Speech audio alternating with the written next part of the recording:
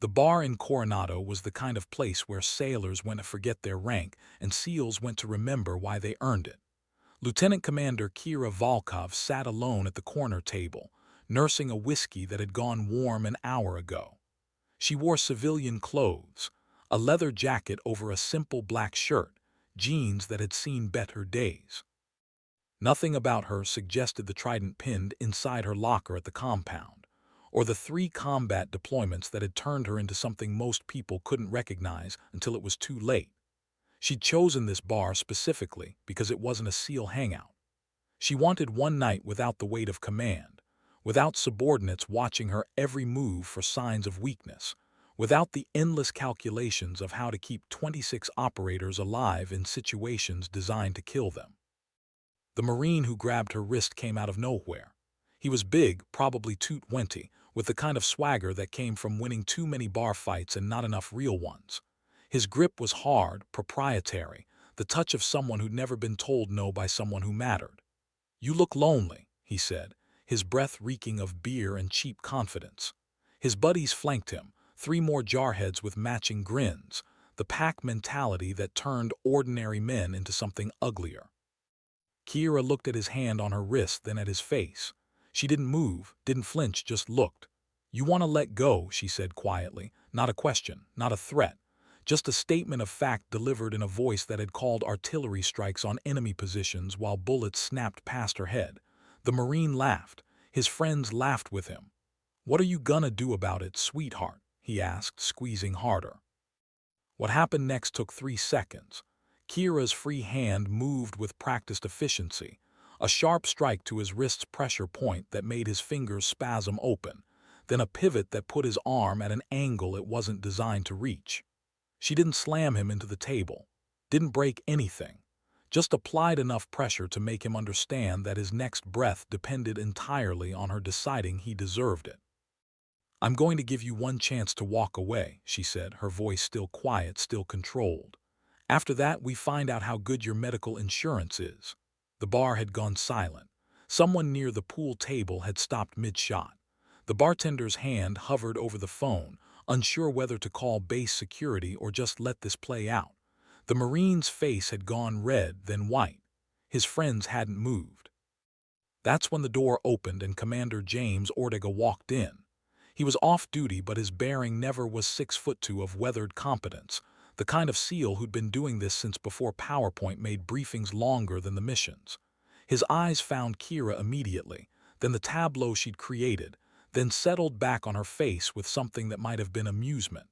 "Ma'am," he said, his voice carrying across the silent bar. "Your ride's here."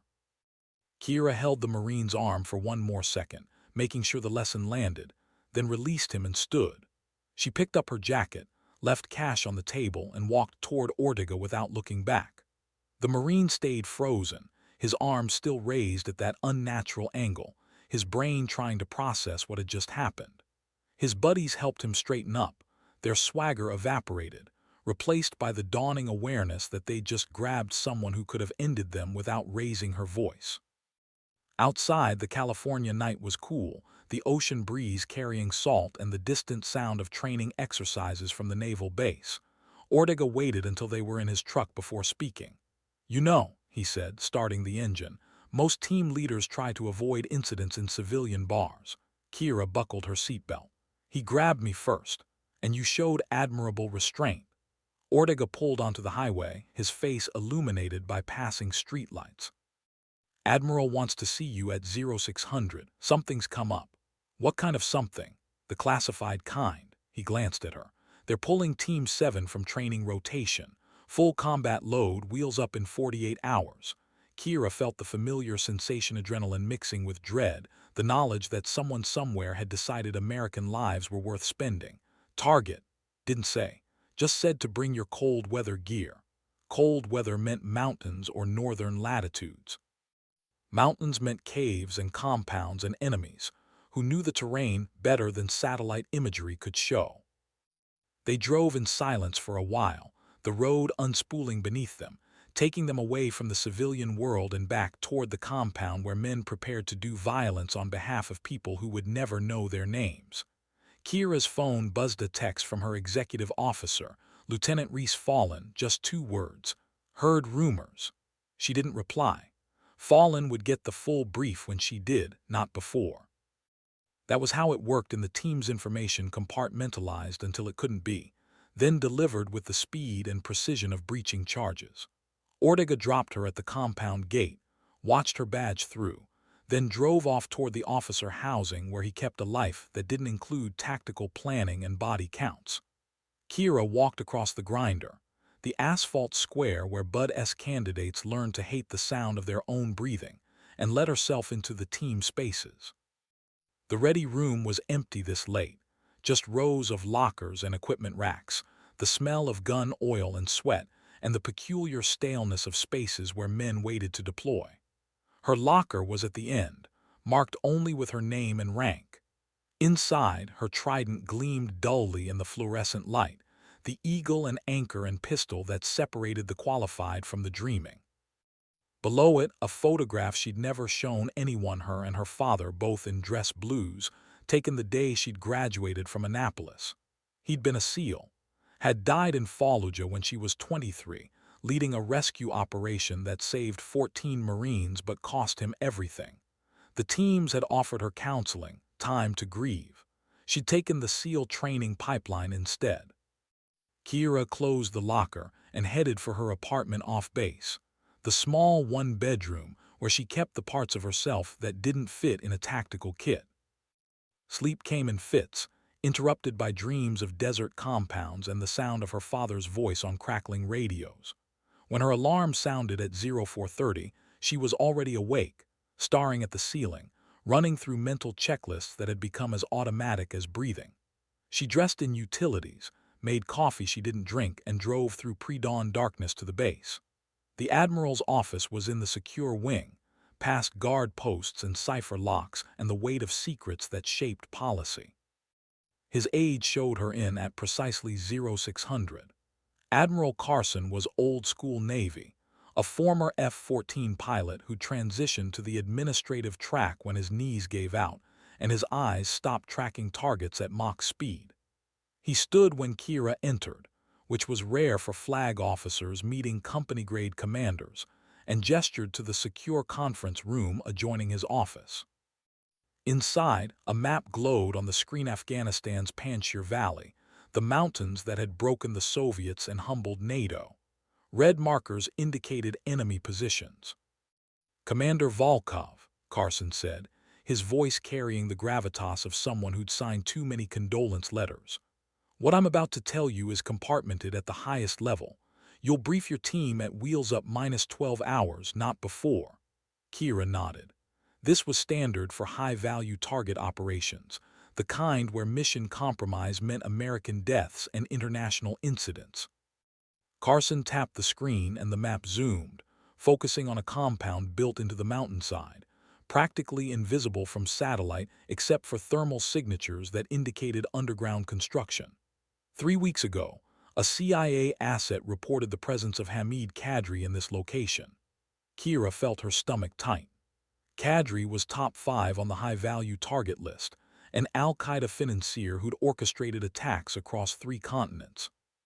Smart, connected, and slippery, he'd evaded capture for 7 years through a combination of tradecraft and knowing which local commanders could be bought. "Intelligence confidence?" she asked. 70% and rising. NSA intercepted communications that confirm his presence. Pakistani ISI has assets in the area, but they're compromised. "So we're going in unilateral," Kira said, not a question. Unilateral meant no host nation support, no backup from allied forces. Just her team dropped into hostile territory with nothing but their training and each other. Carson nodded. "You'll infill via high-altitude insertion north of the compound. 2 CH-47s will carry you and Team 10 as backup. You breach, secure Kadri, and exfil via the same route. Time on target 20 minutes, no more. The valley's covered by Pakistani radar, and we can't guarantee their F-16s won't scramble if we're there too long." 20 minutes.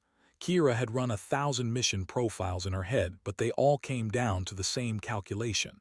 How much violence could you deliver before the enemy's response overwhelmed your position? She studied the map, her mind already breaking the compound into sectors, identifying entry points and fallback positions. What about civilian presence? Minimal. Kadri travels with a security detail, maybe 15 fighters. The compound's isolated. Nearest village is 3 kilometers down the valley. 15 fighters against 26 SEALs was acceptable odds, but odds meant nothing when bullets started flying in confined spaces. Kira had learned that lesson in Ramadi, watching a supposedly easy target turn into a 4-hour firefight that cost them 2 wounded and nearly got her killed. Rules of engagement, she asked. Capture if possible, kill if necessary. No civilian casualties. Carson's face hardened. This one matters, Commander. Kadri's planning something big. NSA traffic suggests an attack on European soil, mass casualty event. We stop him now or we're pulling bodies out of rubble in 6 months.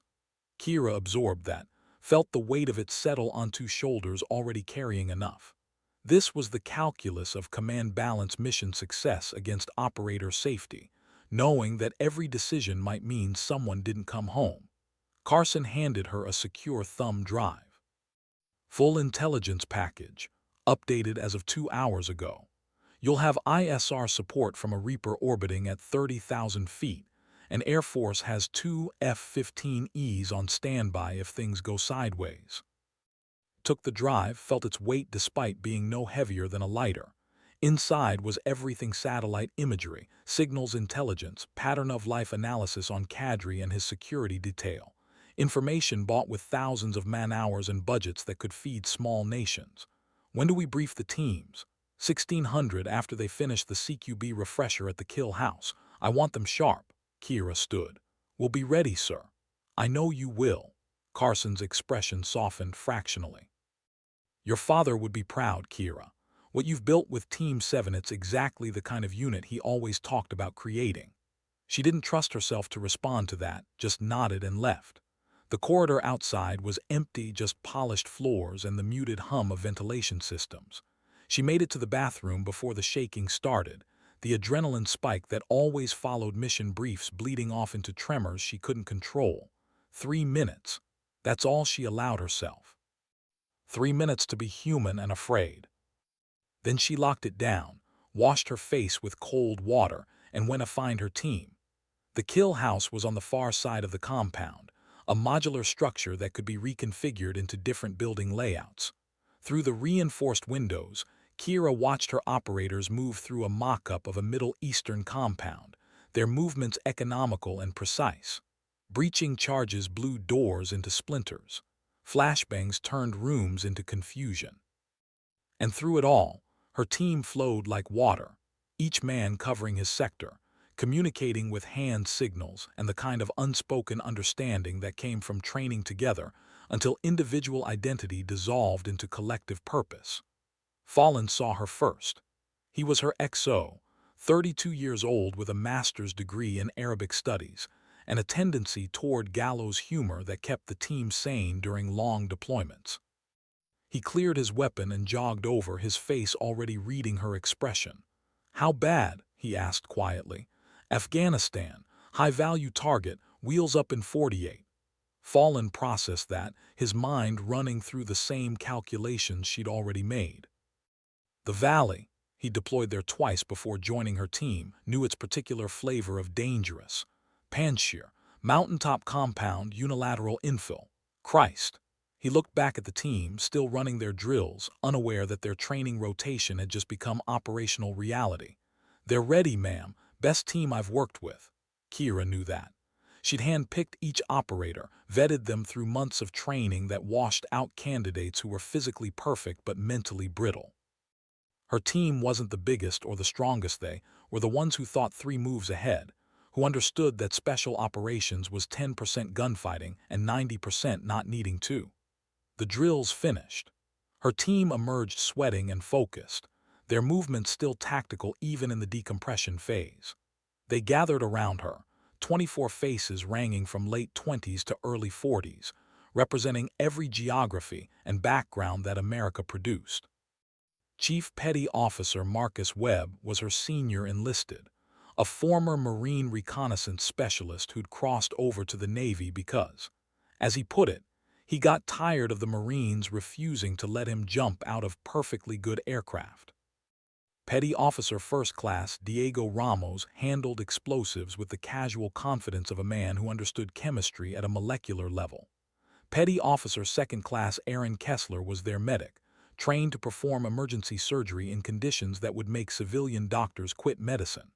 And so on, through the entire roster, each man a specialist, each specialist part of a machine that could project violence with surgical precision. "Listen up," Kira said, her voice cutting through their chatter. 24 operators went silent. Training rotations cut short. We've got a mission brief at 1600 hours. Between now and then, I want full equipment checks, medical screenings, and personal affairs in order. No details until the brief, but bring your mountain gear. They didn't groan or complain. That wasn't how professionals operated. They just nodded and dispersed, already mentally preparing for whatever was coming. Webb lingered. "Afghanistan?" he asked. "Can't confirm until the brief." "Don't need confirmation, ma'am. I can see it in your eyes." Webb had that gift, the ability to read people with the same precision he read terrain. It made him invaluable during operations, when knowing your commander's mental state was as important as knowing your ammunition count. "You worried?" Kira asked. "Always," he said. "Keeps me alive, but not about the mission, about you." "I'm fine." "With respect, ma'am, that's bullshit." His voice stayed respectful but firm. "Your father's last deployment was Panjshir. Now we're going back." That's not coincidence, that's the universe having a sick sense of humor. Kira felt something cold settle in her chest. She'd made the connection herself, but hearing Webb's voice, it made it real. "I can handle it," she said. "Never said you couldn't, but if you need to talk before we step off, my door's open. Literally. I never lock it because Ramos keeps forgetting his key and I got tired of walking across the compound at 2 in the morning." Despite herself, Kira smiled. "Noted, Chief." She spent the afternoon on administrative tasks that felt surreal against the backdrop of pending combat. She updated her will, checked her life insurance beneficiaries, wrote letters that would only be opened if she didn't come back.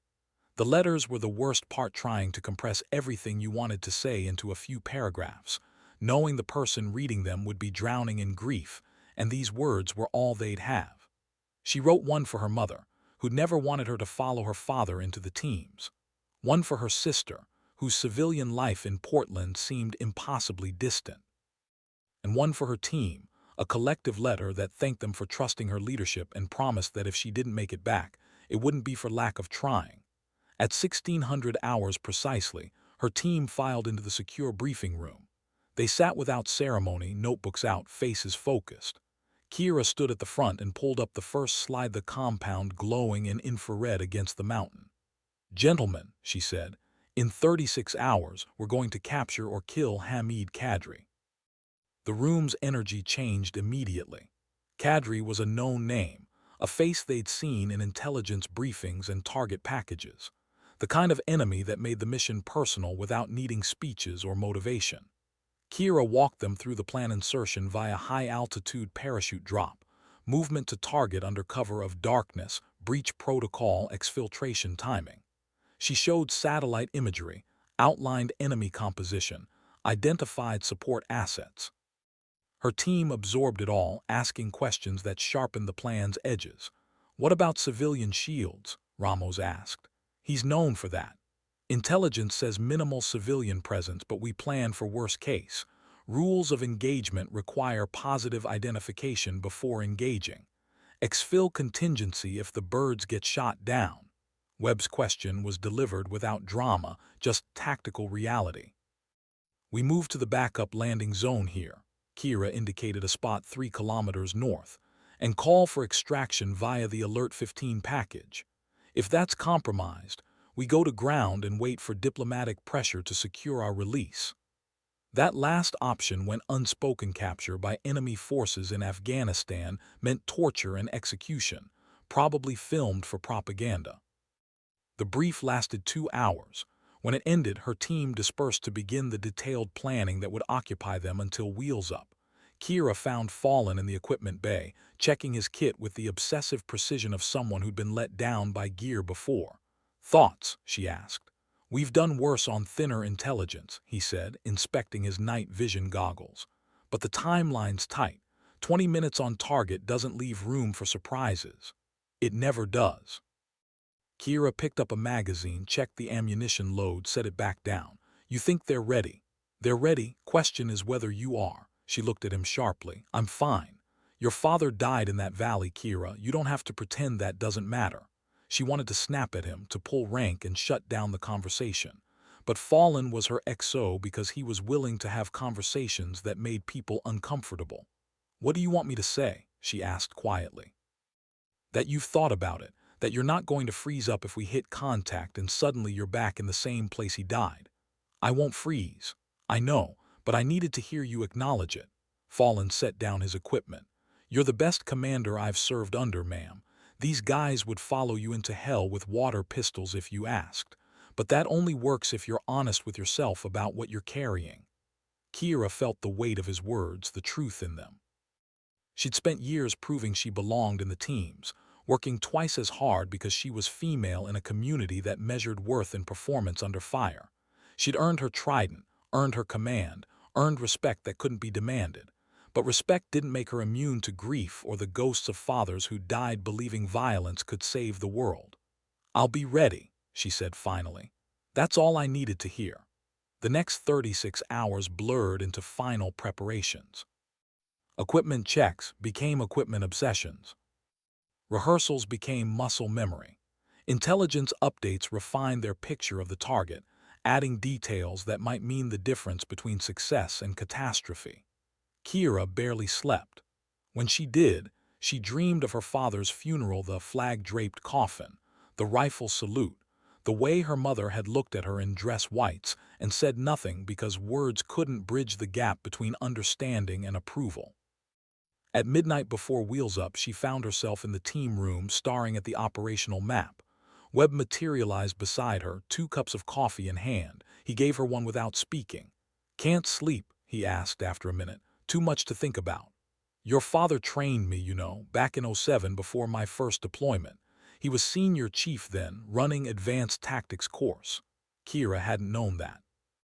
Webb had never mentioned it, and personnel records didn't capture the web of relationships that bound the teams together across generations. "What was he like?" she asked. "Demanding, fair, had this way of seeing through bullshit that made you want to be better just so you didn't disappoint him." Webb sipped his coffee.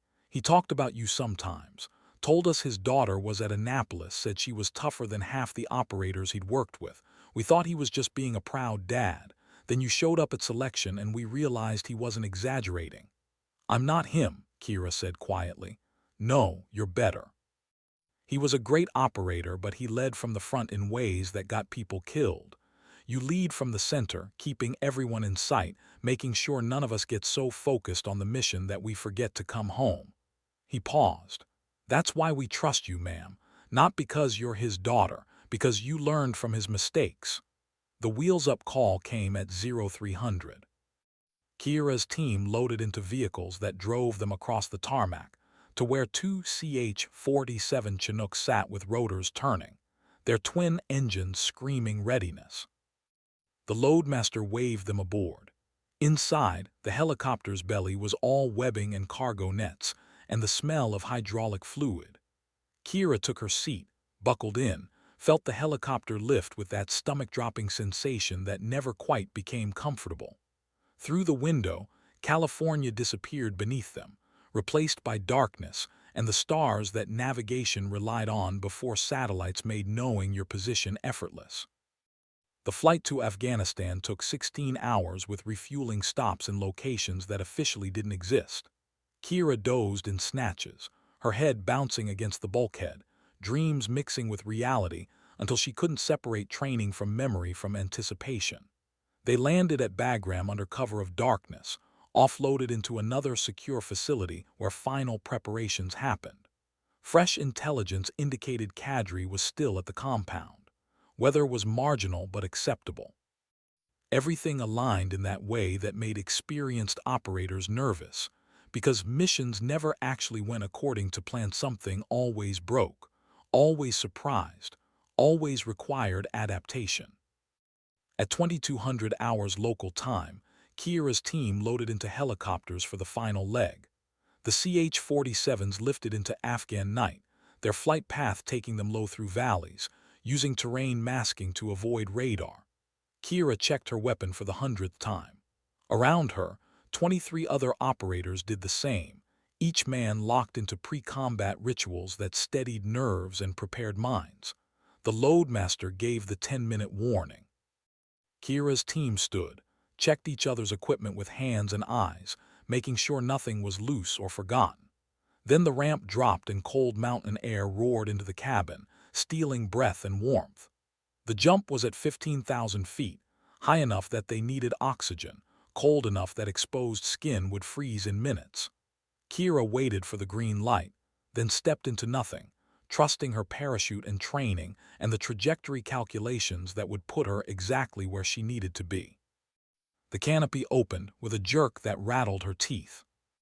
Above her, 23 other canopies bloomed against the stars. Below, Afghanistan spread out in shades of gray and black, mountains and valleys that had consumed armies for centuries. Kira steered toward the landing zone, watching her altimeter unwind, feeling gravity reassert itself with increasing urgency. The ground came up fast. She landed, rolled, gathered her chute. Around her, her team materialized from the darkness, moving with practiced silence. 23 operators became a single organism, checking in via hand signals, confirming everyone had survived the insertion intact. Kira pulled up her GPS, confirmed their position, then pointed toward the compound 3 kilometers distant. They moved in a tactical column, spacing themselves for mutual support, using night vision to navigate terrain that wanted to break ankles and ruin knees. The compound appeared gradually, first as a thermal signature on their displays, then as an actual structure carved into the mountainside. Lights showed in 2 windows. Heat signatures indicated 15 people inside, clustered in patterns that matched intelligence predictions. Kira keyed her radio, spoke in whispers that encrypted systems turned into secure data streams. "Reaper, this is Trident 6. At holding position, confirm target status." The response came through her earpiece, calm and professional. "Trident 6, Reaper confirms 15 personnel inside compound, pattern of life consistent with previous reporting. No indication of alert status." "Copy." She turned to Webb, made the hand signal for prepare to breach.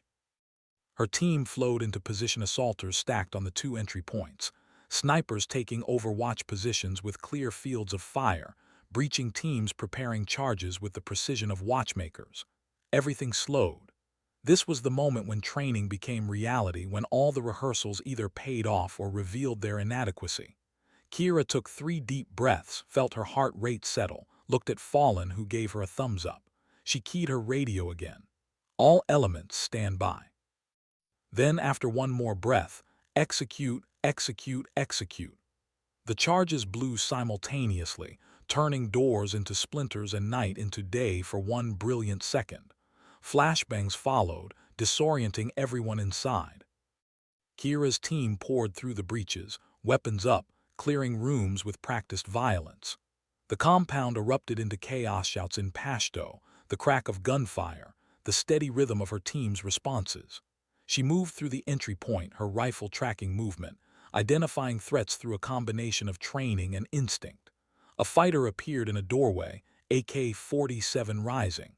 Kira's shots were center mass, 2 rounds that dropped him before his weapon reached horizontal. She stepped over his body, moved deeper into the compound, heard Fallen's voice in her ear. "Second floor clear, negative on target." The ground floor was a maze of rooms and corridors, each one a potential ambush. Her team cleared them methodically, finding more fighters than intelligence had predicted. The gunfight became intense, muzzle flashes illuminating faces locked in concentration, spent brass raining onto stone floors. Then Webb's voice, calm despite the circumstances. "Target located, 3rd room on the left. Barricaded." Kira moved toward that location, her team collapsing around her, forming a defensive perimeter. The door was reinforced wood, probably backed by furniture. She signaled for Ramos, who placed a breaching charge with the casualness of someone hanging a picture frame. The charge detonated. The door disintegrated.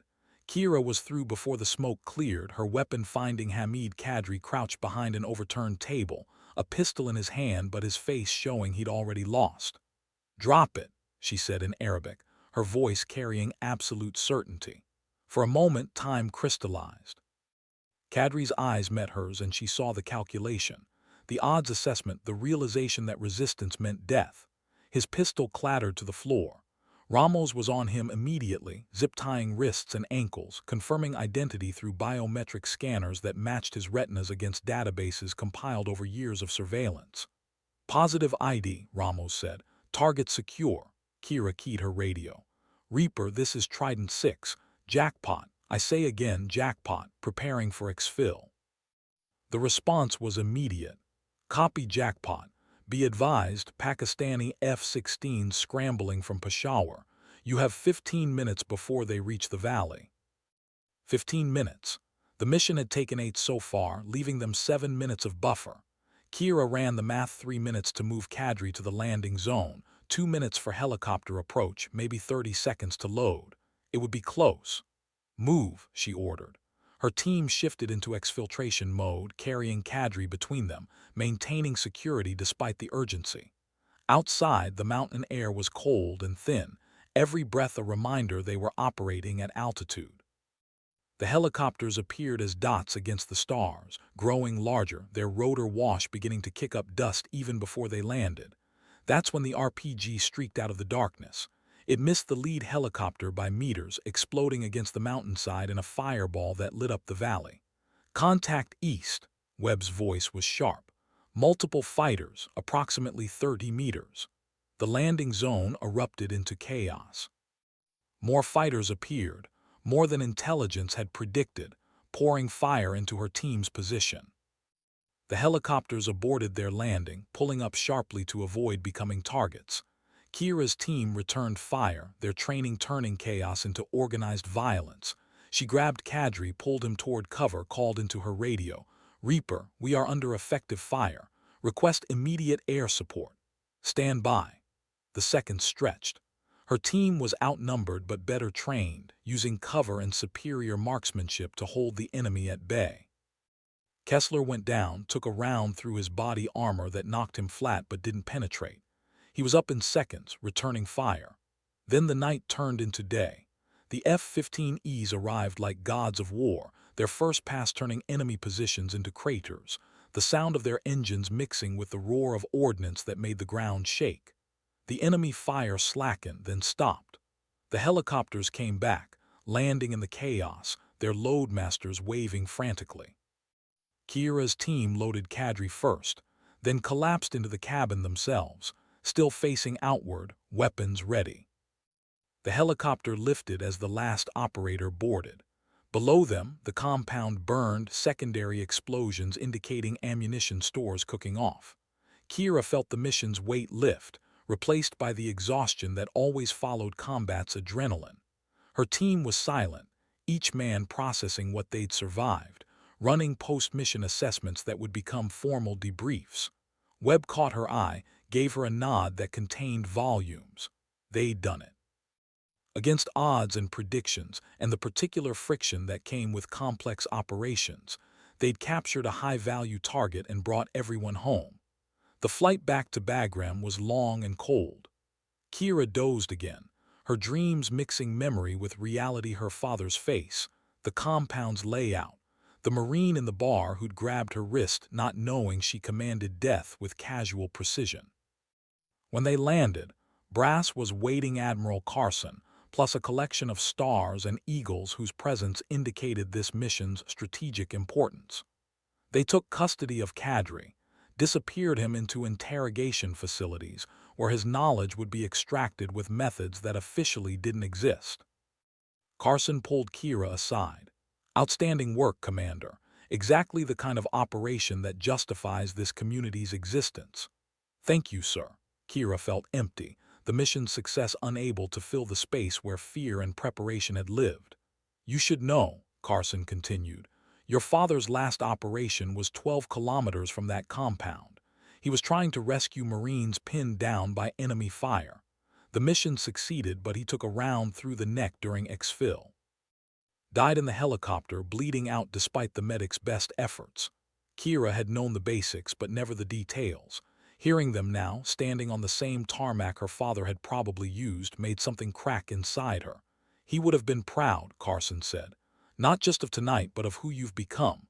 The teams have had female support personnel for years, but you're the first woman to command a SEAL team in combat. That matters." It did matter. Kira knew that. But standing there, exhausted and hollow, she wondered what her father would actually think. Whether he'd see her as validation of his sacrifice or proof that the cycle of violence never actually broke, just recycled itself through new generations. Her team